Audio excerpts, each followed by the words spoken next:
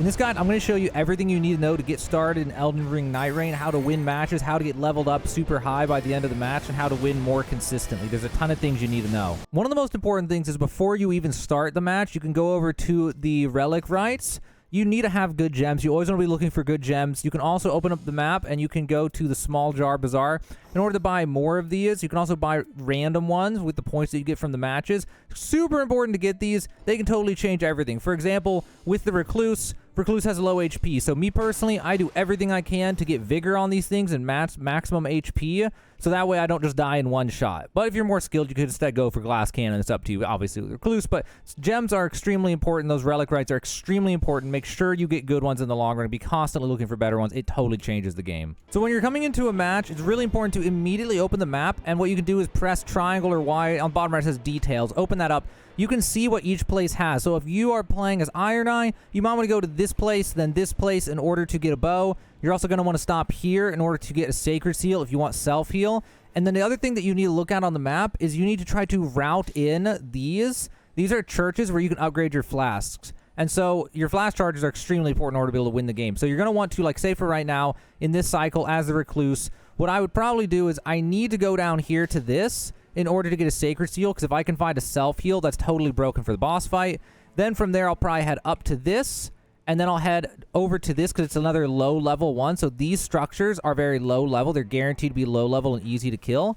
And then I would go down to this in order to get the other flask, and then from there, reevaluate where the circle is. So I'm going to go ahead and do that. Sometimes you'll find these are kind of rare, but it's just like free stuff. They're not always that great, but be on the lookout for those. Sometimes you'll find some crazy stuff on them.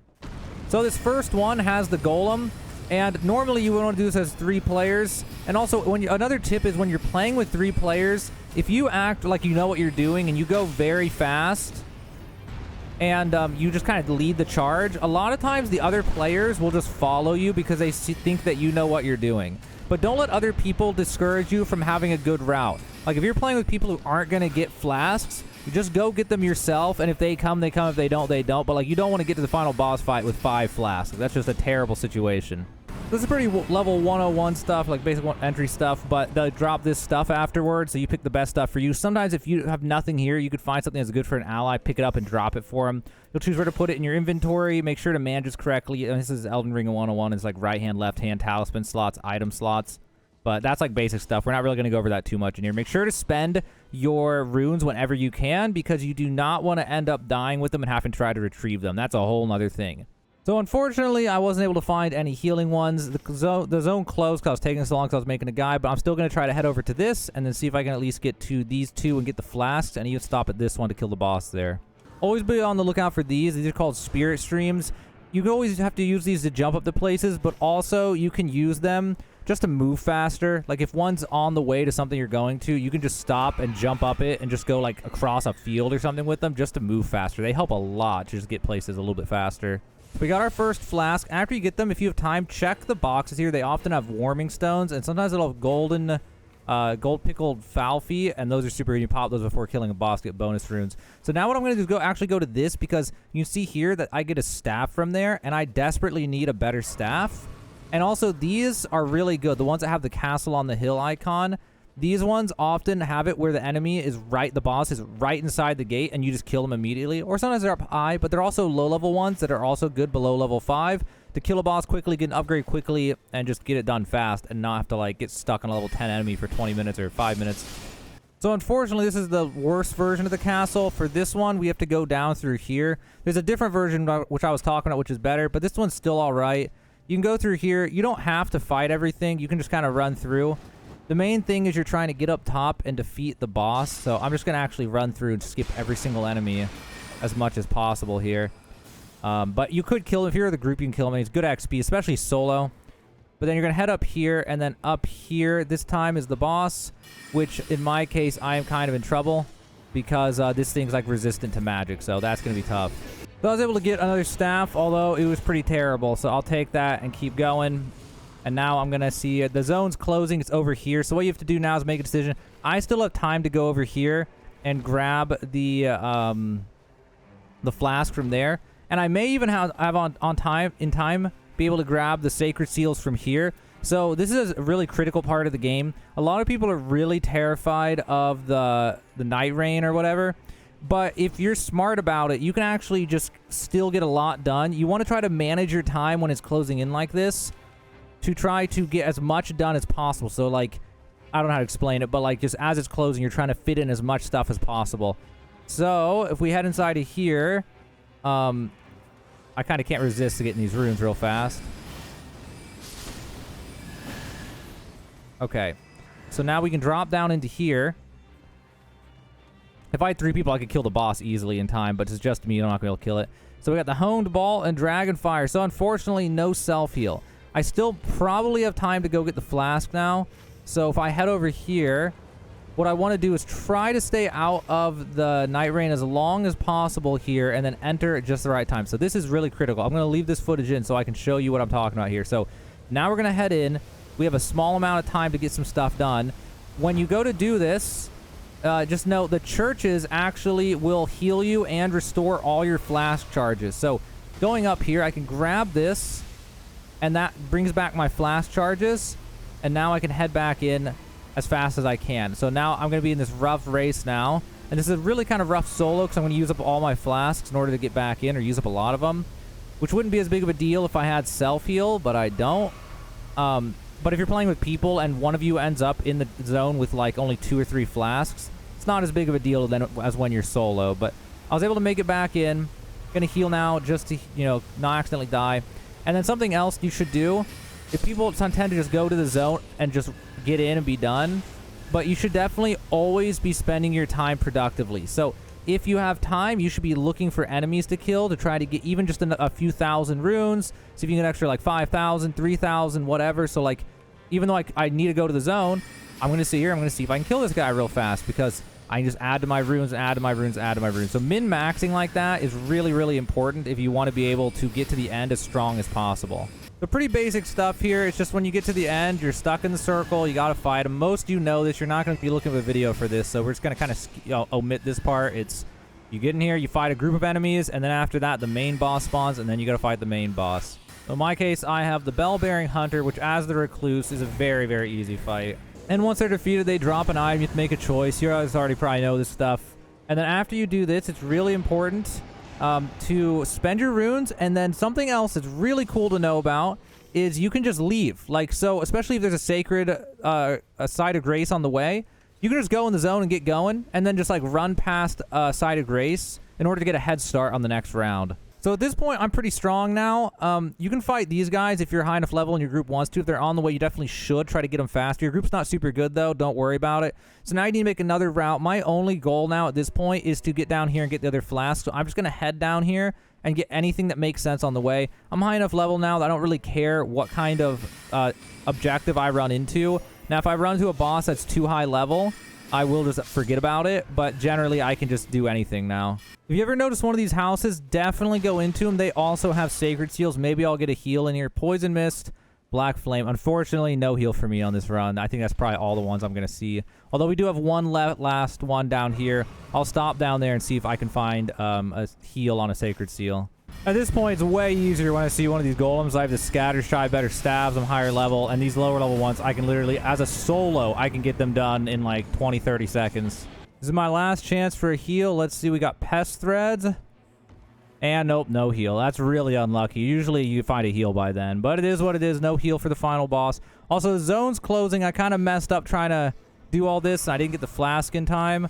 I may still be able to get the flask, so I'm going to take a chance just for the video to see, is it possible for me to even get a flask this late when it's this far out of the zone on the second zone, which, by the way, I'm pretty sure the second zone does more damage than the first zone, so it's a lot harder to stay alive in the second one. But here we go. We're going to head in and see if we can or can't get that flask, even though I'm super late. So you'd be surprised what you can get away with when you go into the zone, especially depending on how many flasks you already have. So we can use this grace to our advantage. And now we can head over to here. We're not going to have time to check the items because we got a long way to go after this. The zone's not doing as much. I guess I don't know what causes it to do more damage sometimes than others. Sometimes the amount of damage it does is crazy. Maybe it's second circle regardless of whether it's the first or second time it's happening. That must be what it is. Well, either way, It looks like I have more than enough time. So this is a good example of what I was saying, to not be afraid of the zone. Like, it's totally fine, especially the first zone. I am going to make this by like a mile. It's going to be super easy. I even have enough freedom here to be able to kill enemies on the way if they're weak enough. So I easily made it into the zone, and now here's another thing that you need to know, another tip for beginners and things. Different bosses are built different. One of the best ones is the hippopotamus. This one is super weak and super easy to kill. So even though I'm low on flasks, I'm not even going to worry about it. It's still so easy to kill this guy. But we can see here a good example of just how easy this boss is and just how weak he is as well. You just have to dodge backwards. It's going to be easier as a ranger or as a caster. But the main thing is he's just really weak. He just has low HP, low damage. Even if you get hit, it's just really not a big deal. And just like that, he's already dead. That literally took me like 30 seconds maybe. Somewhere between 20 and 70 seconds. I don't know. I lost count. But yeah, so be on the lookout for really weak bosses. They're always great to get. And you get a little bonus. Incantations do more damage now, so that's a huge bonus. Another really important thing is this right here is always on the center of the map, this castle. That's something you're going to want to do a lot and get used to and learn it and memorize it. There's a lot of like little doorways and different nooks and crannies in it to explore. The reason you want to explore it is it's actually unbelievably good for runes. So you can actually start from the bottom and work your way up, or you can come in from the side. But if the main thing is, if there's trolls throwing pots at you, I would generally ignore it in that situation. It's like, that's like the bad cycle where it's not as good.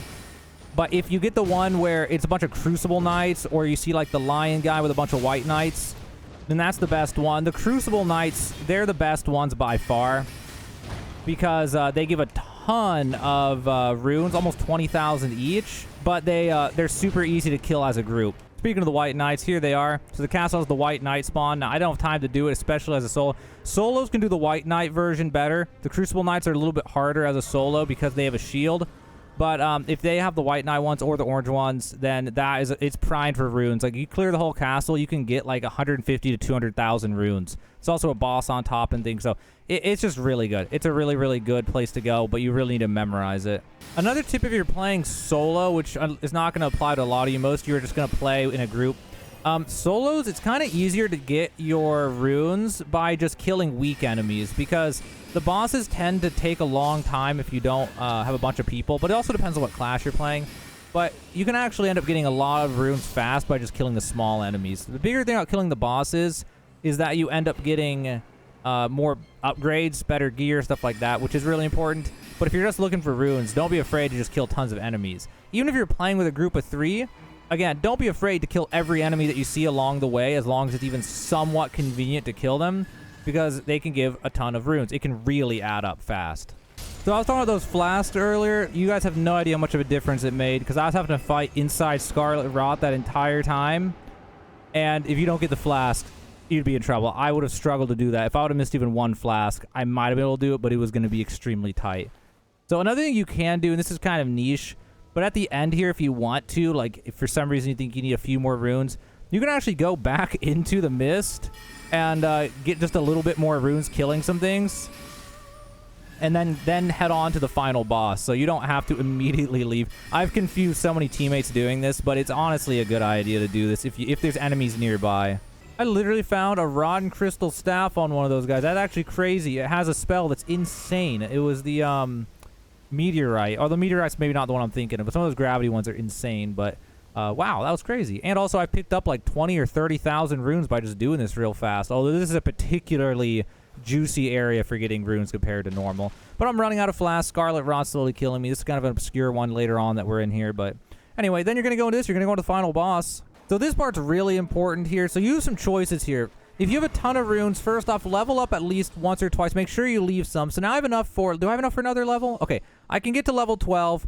Or I could go in here and I could buy these... I forget what these things are called. Bubble tiers or something? Yeah, bubble tiers. And so if I get the level, I won't be able to afford anything in here. He even has a Wending Grace. I think this is unique to solo. Playing solo. So I almost feel like this would be more important than getting level 12. So I'm actually going to not get level 12. And I'm going to check my items here. I don't need... Also, this is a good time to reevaluate your items. I don't need those anymore. I'm going to buy 2 of these.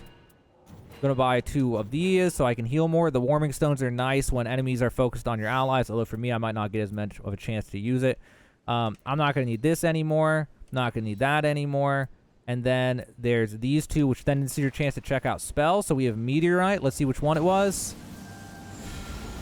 That's terrible. That is actually terrible. So I'm not going to use that because it's just going to get me confused on my stabs. And then if I have enough runes here, I can also, since I'm still using the starter staff, unfortunately, I might as well upgrade it.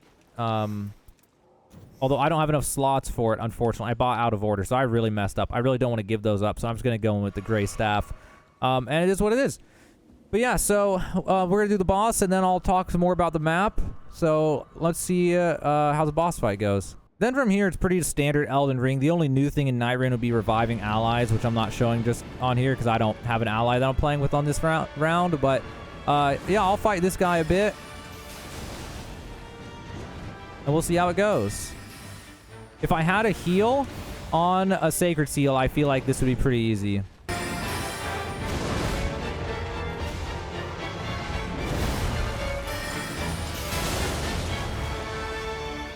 So he's going to the phase 2 where there's 3 of them. Oh, I just got hit by that. Good excuse to use a flask now. On this particular enemy, and every enemy obviously has different strategies, but that's like basic Elden Ring stuff. This one is really about not locking on and trying to manage your stamina, and then just like focusing on dodging as much as possible. Attacking back is super risky on a phase like this.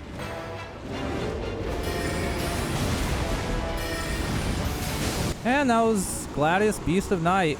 So, as long as you get leveled up good enough and you're good enough at the game, you can beat any of these things. But that's not really for beginners, guys. That's just because I played the game enough. So, level 11 was super weak, but that's because I was, like, trying to explain things and make a guide and stuff. A normal level to hit at the end is anywhere from 12 to 15. Most of the time, it's going to be 12 or 13 unless you have a really good group who knows what they're doing.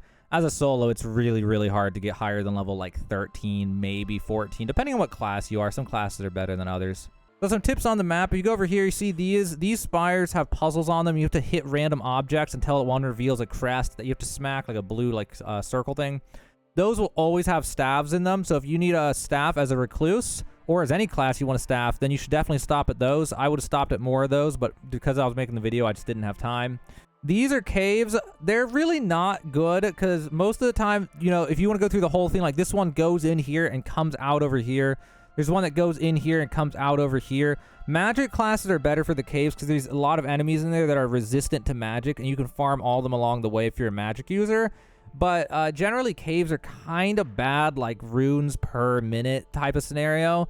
But they're not the worst thing ever. Like sometimes there'll be a cave down here, and you can go in and get to a boss really fast and then get back out of the cave. So there's times to incorporate anything like that, even caves. But the biggest things when trying to do this, especially if you're newer to this game and how to do it, is it's all about routing based on the circle and based on the lower level thing. So if you go to an area and it seems super high level, it might be in your best interest to just skip it because you're going to spend way too long on it. So it's really important to play long enough. And that's why I always recommend these things when you're at the first circle, because these things are guaranteed low level. The castles are hit or miss, but some of the castles are really nice. I was trying to explain earlier in the video. There's ones where you can just walk up a staircase and walk right in the front of the castle. It's a super small castle, and there'll be a boss in it that's super easy to get to. And those ones I always recommend, and they're always low level whenever you see them. But the castles and then these things, the churches or whatever they're called, those two are almost always lower level. So try to route those in while getting your flasks. That's like the main thing for the first circle. Then for the second circle, things are going well, and you've done a bunch of those, and by the second circle, you're already level 8 or higher or something like that. Then mainly you just want to go for bosses to get upgrades. You get physical damage reduction, get your HP increased, increase how much flasks heal you for, find better weapons, you know, that type of stuff. And then these camps, they can be all right too. Just be on the lookout for the one with the fire one. It has like the green head things that shoot fire out. You'll know what I mean when you see them. If you're a melee class, you can jump on their heads and kill them. They're actually super fast. But if you don't have a melee class, you would definitely want to ignore them if you don't have some kind of melee weapon. And then also there's these, the Evergalls, I think they're called. And basically you have to find stone sword keys somewhere on the map randomly. It'll be a purple item pickup. It looks, I don't know how to explain it. You know from the first game if you played it. And then you can go there, you can open those up and get an easy boss fight from easy runes, easy upgrade. It's just another way to get additional runes when you're traversing from one area to another if you happen to have found a stone sword key. After each match, you'll get a bunch more of these gems, and it's totally random, so you may have to play a bunch before you get any that are actually good for your class, but always be checking them. And then other than that, it depends. Are you playing with friends? Are you not playing with friends? The only other thing to really think about is the classes. So different classes synergize with each other differently. So we have in here, like, for example, the having one good melee, so either the Guardian or the Executor or something, or even the Raider. The Raider is pretty good, honestly, as someone who can just tank and distract while the Recluse and the Iron Eye do their damage, that type of stuff. The Revenant is super good for reviving down teammates. Like, the Duchess is also really good for reviving down teammates because the attack speed's so high with the basic weapons for them and stuff, and they have useful abilities for it and stuff. So, like, know your class, know what ones are playing with you when you get 2 other random people. You want to try to synergize with them as much as possible. And also keep in mind certain things like the Recluse is terrible for rezzing.